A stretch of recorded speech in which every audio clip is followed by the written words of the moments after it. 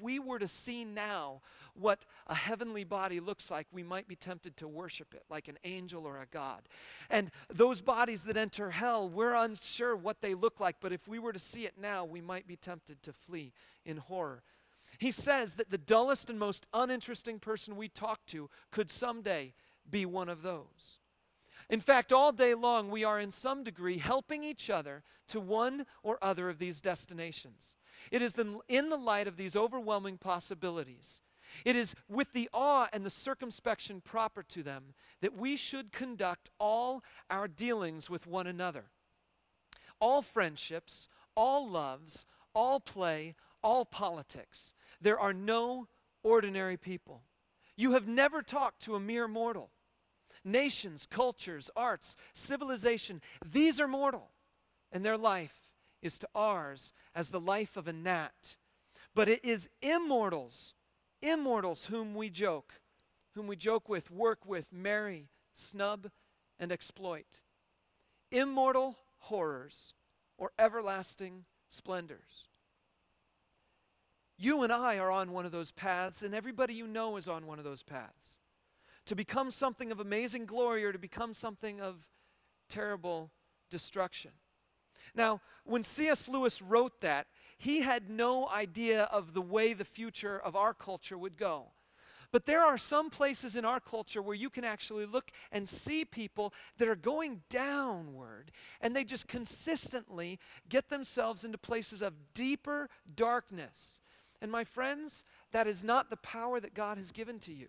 And it is not the power that God has given to me. He has called us to become more and more like Jesus, to be raised up into being people of incredible glory, representing God himself. So we're going to talk about how to achieve personal change. I'm going to try to motivate you with some desire for change and give you some tools for that change. But before we do that, I'm going to personally offer you a get out of change free card. I don't know if it'll show up, but there it is. There's your get out of change free card. This is good to the bearer to allow that person to just stay the same. Okay? Are you ready for your get out of change free card? This is the only time you can say, I am exempt from personal change. Are you ready for this? This is your loophole, so pay attention. It is, I am allowed to stay the same if the change moves me away from God's unique design for me. See, God's got a unique design for each of us. And I think a lot of us, we spend so much time focusing on our weaknesses and trying to change our weaknesses that we completely avoid God's design for us. See, God doesn't want you to completely focus entirely all the time on the things that you are not gifted or capable or talented to do. And sometimes we wrap up into our minds the sense that weaknesses or things I'm not good at, we wrap all those things up together with all the bad stuff in our lives, and we say all of these things need to be changed, and it's one gigantic ball that we just possibly can't tackle the entire thing all at once. And so we start by tackling the small things, and then later on we realize we can't change those small things because those small things are somehow ingrained in us. Let me explain this a little bit. There's a man by the name of Marcus Buckingham who wrote a book called Now Discover Your Strengths. He's a management guru, but this book is based on some pretty solid psychological research in which he says that he's talking mostly to organizations, but it applies to you and me personally too. He says most organizations are built on two flawed assumptions about people. Assumption number one, each person can learn to be competent in almost anything. And number two, each person's greatest room for growth is in his or her areas of greatest weakness. If you've ever been in a corporate setting where they take a 360-degree profile of you, they will call that your opportunities. Your areas of weakness are not weakness, they're your areas of opportunities. They're your growing points. They're the places where you need to focus all your energies. Listen to this. Some organizations spend more money on training people once they're hired than on selecting them properly in the first place. Or maybe your organization spends most of its training time and money on trying to plug the gaps in employees' skills or competencies. And now listen to this. Some organizations, in fact many organizations, promote people based on the skills or experiences they've acquired, right? After all, everyone can learn to be competent in almost anything. Those who've learned the most must be the most valuable. Thus, by design, your organization gives the most prestige, the most respect, and the highest salaries to the most experienced, well-rounded people. Have you ever been in a situation where they said, here are your weaknesses, work on them harder? You know, fix them. Okay. One last thing I'm going to read for this. He basically says that the weaknesses you have, the non-talents you have in your life, are because your brain has lost the ability to do those things, or at least to do those things at a high level of competency.